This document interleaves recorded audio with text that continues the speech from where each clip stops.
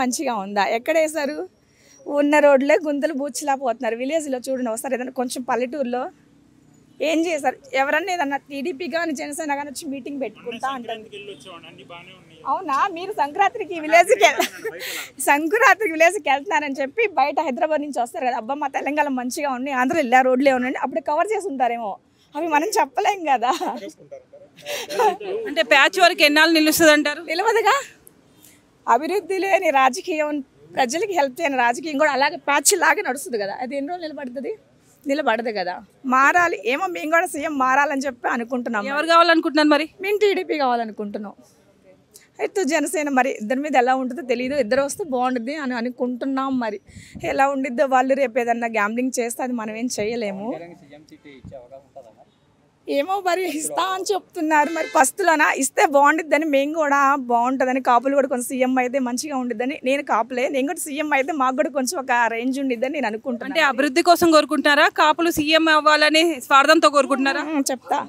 Caste పరంగా అయితే ఏముందిలే కానీ అభివృద్ధి కావాలనే కోరుకుంటున్నా. ఎవరైనా ఏ క్యాస్ట్ అడిగితే మనకేంటి, మనకు కావాల్సిన ప్రజలకు హెల్ప్ చేయాలని, అదే కదా. నేను అదే కోరుకున్నా. క్యాస్ట్ ఏముందండి? క్యాస్ట్ ఏం కూడు పెట్టదు. మనం కష్టపడాలా, చేసుకోవాలా. ఏముంది సెన్సేషన్? క్యాస్ట్ ఏముందండి? ఇవాళ ఉండదు రేపు పోతుంది. మనం కష్టపడాలా, చేసుకోవాలని అడుగులు హెల్ప్ చేసేటట్టుండి. కానీ క్యాస్ట్ ఏముందాం మేడం చెప్పండి? క్యాస్ట్ మనకు పర్లేదు, మనం కష్టపడాలి, మనకి హెల్ప్ చేసేవాళ్ళు కావాలా, అంతే. నాదైతే టీడీపీ చెప్పినాగా, చంద్రబాబు నాయుడుకే వేస్తా. మరి ఎన్ని సీట్లు వస్తాయి అనుకుంటున్నారు? ఎన్ని సీట్లు వస్తాయంటే వస్తాయి 170కి 170 ఎలా వస్తాయండి? ఇప్పుడు ఇద్దరు పోటీ చేస్తే మ్యాక్సిమం రావచ్చు. జనసేన టీడీపీ చేస్తే వస్తాయేమో మరి 130. వాళ్ళు బీజేపీని కూడా కలుపుకుంటున్నారు కదా. బీజేపీ అంత ఏముంటుంది మేడం, నాకు తెలుసు. ఏమో అంత ఐడియా అయితే లేదు నాకు. ఇదే తెలుసు కొంచెం. మరి బీజేపీ అంటే ఏముంటుందో మరి అంత ఐడియా అయితే నాకు లేదు. మరి జగన్ అన్న రెండోసారి గెలవడా? వాళ్ళు దౌర్జన్యం చేస్తే గెలవచ్చు కూడా, అది కూడా ఉందిగా. చెప్పలేంగా వాళ్ళు ఏదైనా చేస్తారు. రేపు నా ట్రోలింగ్ అయితే లేదో నాకు తెలియదు. కానీ నాకైతే నాకు అనిపించింది, నేను చెప్పా అంతే. నేను టీడీపీ రావాలనే కోరుకుంటున్నాను. ఎందుకు కాపులు ఉన్న దానికోసం? అలా అని కాదు, నేను క్యాస్ట్ గురించి కూడా చెప్పా. క్యాస్ట్తో నాకు సంబంధం, నేను కూడా తర్వాత కూడా చెప్పాను, క్యాస్ట్తో నాకు సంబంధం లేదు, ప్రజలకు హెల్ప్ చేసే వాళ్ళు కావాలి అని చెప్పిన. క్యాస్ట్తో ఏం పని ఉంది చెప్పండి? పవన్ కళ్యాణ్ వస్తే ఏం హెల్ప్ చేస్తాడని మీరు అనుకుంటున్నారు? చేస్తున్నారు కదా, ఆయన రాకపోయినా చేస్తున్నాడు కదా. ఏం చేస్తాడు? ఎందుకు చేయలేదు? చెప్పండి. ఒక్కటి చెప్పండి అండి. ఇప్పుడు తన దగ్గరికి వెళ్తున్నారు ఎవరికన్నా, ఇప్పుడు ఏదైనా బాగాలేకపోయినా చదువుకునేది వాళ్ళ ఫ్యామిలీలో ఎవరైనా మెయిన్ ఉంటారు కదా, వాళ్ళ హస్బెండ్ ఏదైనా ప్రాబ్లం వచ్చినా కానీ అమౌంట్ ఇస్తున్నారు. ఎందుకు చుట్టలేదు? సరే వైసీపీ వాళ్ళు ఏమి ఇచ్చారు చెప్పండి నాకు ఒకటి. అక్కడ ఉంది అంతా పెంటే అండి, అందులో ఒక పెంటనే ఎరుకోవడం అంతే. కాదు వైసీపీ వాళ్ళు ఉన్నారు కదా, వైసీపీ వాళ్ళు ఎవరు ఇచ్చారని మేము నాకు ఒక పుస్తకం కూడా లేదమ్మా. మేము మిమ్మల్ని అడిగేద్దాం, మీరు మమ్మల్ని అడగొద్దు రైట్స్. కాదు నాకు అనిపించింది, నేను చెప్పా. ఇప్పుడు నలుగురు ఉంటే నలుగురు ఒకటే అనిపించలేదు కదా. ఎవరి మైండ్ సెట్, ఎవరి ఆలోచన వాళ్ళది. నాకు అనిపించింది, నేను చెప్పా అంతే. నేను చూడబోయే మొట్టమొదటి కురుక్షేత్ర యుద్ధం 2024 ఎన్నికలు. నేను చూడబోయే అర్జునుడు జగన్మోహన్ రెడ్డి.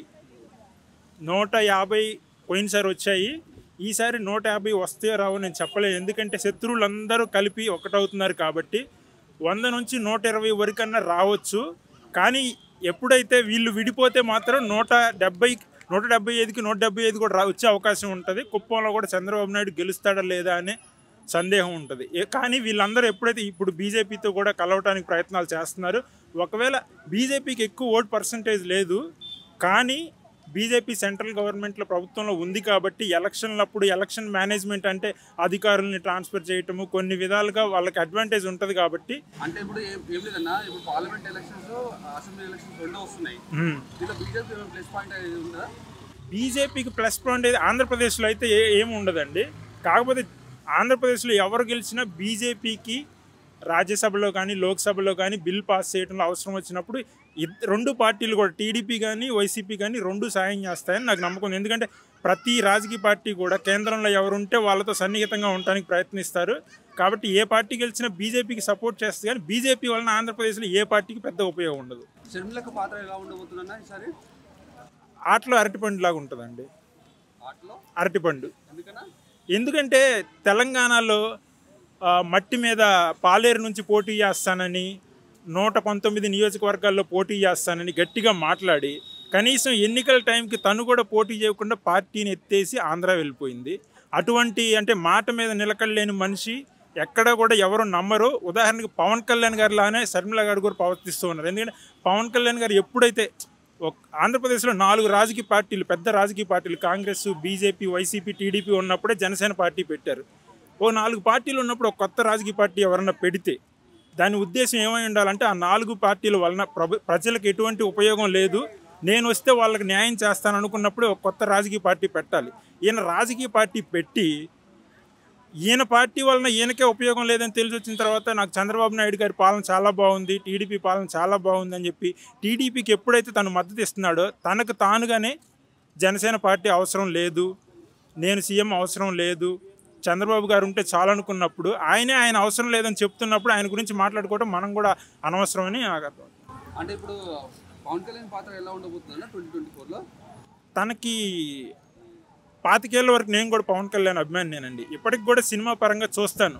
సో 21 సంవత్సరం నుంచి మనకు ఓటు హక్కు ఉంటుంది కాబట్టి 4-5% స్టూడెంట్స్ కానీ యూత్ కానీ సినిమాల ద్వారా ఇన్ఫ్లుయెన్స్ అయ్యే వాళ్ళు ఎవరంటే వాళ్ళు తప్పకుండా చేస్తారు. తనకు అందుకే 4-5% ఓట్ పర్సంటేజ్ ఉంది. ఆ 4-5% ఓట్ పర్సంటేజ్ టీడీపీకి ఎప్పుడైతే కలుస్తుందో కొంతమేర సీట్లు వస్తాయి. పోయినసారి జగన్ గారికి ఏకపక్షంగా 151 సీట్లు వచ్చాయి. ఎప్పుడైతే పవన్ కళ్యాణ్ గారు ఓట్ పర్సంటేజ్ కూడా యాడ్ అవుతుందో 40-50 సీట్లు వచ్చే అవకాశం వాళ్ళకు ఉంటుంది. ఒక్క ముక్కలు చెప్పన్నా 2024లో ఏపీలో ఎవరైనా సీఎం? జగన్మోహన్ రెడ్డి అండి.